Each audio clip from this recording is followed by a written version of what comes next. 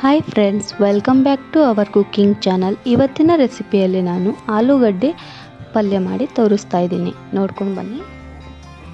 ನನ್ನ ಚಾನಲನ್ನು ಯಾರು ಹೊಸದಾಗಿ ನೋಡ್ತಾ ಇದ್ದೀರಾ ಪ್ಲೀಸ್ ಸಬ್ಸ್ಕ್ರೈಬ್ ಮಾಡ್ಕೊಂಡು ನೋಡಿ. ಹಾಗೆ ಪಕ್ಕದಲ್ಲಿರುವ ಬೆಲ್ ಐಕಾನ್ನ ಪ್ರೆಸ್ ಮಾಡಿ, ನಿಮಗೆ ಮೊದಲು ನೋಟಿಫಿಕೇಶನ್ ಬರ್ತವೆ.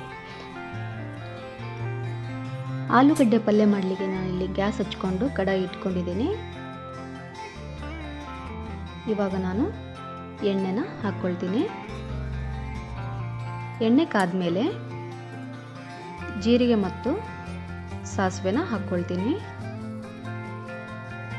ಸ್ವಲ್ಪ ಕಡಲೆಬೇಳೆ ಹಾಕ್ಕೊಳ್ಬೇಕು. ಚೆನ್ನಾಗಿ ಎಣ್ಣೆಯಲ್ಲಿ ಫ್ರೈ ಮಾಡ್ಕೊಳ್ಬೇಕು.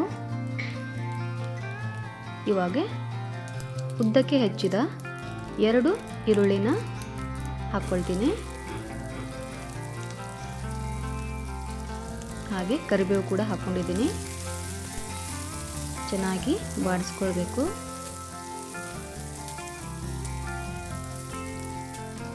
ಇವಾಗ ಹಸಿಮೆಣಸಿನಕಾಯಿ ಹಾಕ್ಕೊಂಡಿದ್ದೀನಿ.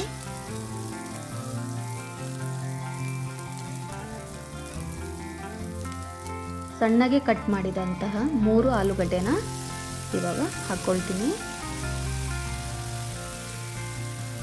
ಕುದಿಸಿ ಮಾಡಲಿಕ್ಕೆ ಟೈಮ್ ಇಲ್ಲ ಅಂದವರು ಈ ರೀತಿಯಾಗಿ ಆಲೂಗಡ್ಡೆ ಪಲ್ಯನ ಮಾಡ್ಕೊಳ್ಬೋದು. ಚಪಾತಿ ಜೊತೆಗೆ, ದೋಸೆ ಜೊತೆಗೆ ಚೆನ್ನಾಗಿರುತ್ತೆ. ಹಾಗೆ ಉಪ್ಪನ್ನು ಹಾಕ್ಕೊಳ್ತೀನಿ. ಗರಂ ಮಸಾಲ ಹಾಕ್ಕೊಳ್ತೀನಿ. ಮೆಣಸಿನಕಾಯಿ ಖಾರ ಇರಲಿಲ್ಲ, ಹಾಗಾಗಿ ಅಚ್ಚ ಖಾರದ ಪುಡಿ ಹಾಕ್ಕೊಳ್ತಾ ಇದ್ದೀನಿ. ಸ್ವಲ್ಪ ಅರಿಶಿನ ಹಾಕಿ ಚೆನ್ನಾಗಿ ಮಿಕ್ಸ್ ಮಾಡ್ಕೊಳ್ಬೇಕು.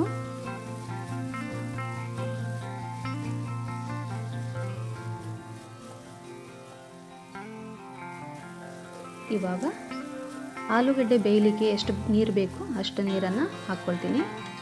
1 ಬಟ್ಲು ನೀರನ್ನು ಹಾಕ್ಕೊಳ್ತಾ ಇದ್ದೀನಿ.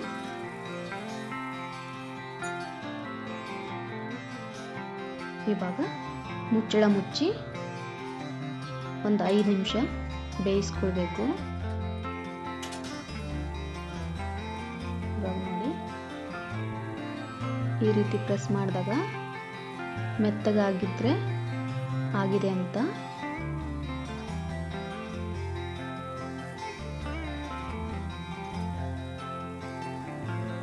ಇವಾಗ ಗ್ಯಾಸನ್ನು ಆಫ್ ಮಾಡ್ಕೊಳ್ತೀನಿ.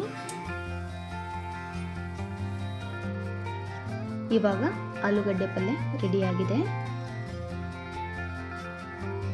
ಈ ರೆಸಿಪಿ ಇಷ್ಟ ಆದರೆ ಲೈಕ್ ಮಾಡೋದನ್ನು ಮರಿಬೇಡಿ. ಹಾಗೆ ನಿಮ್ಮ ಫ್ಯಾಮಿಲಿ ಮತ್ತು ಫ್ರೆಂಡ್ಸ್ಗೆ ಶೇರ್ ಮಾಡಿ. Thanks for watching my video.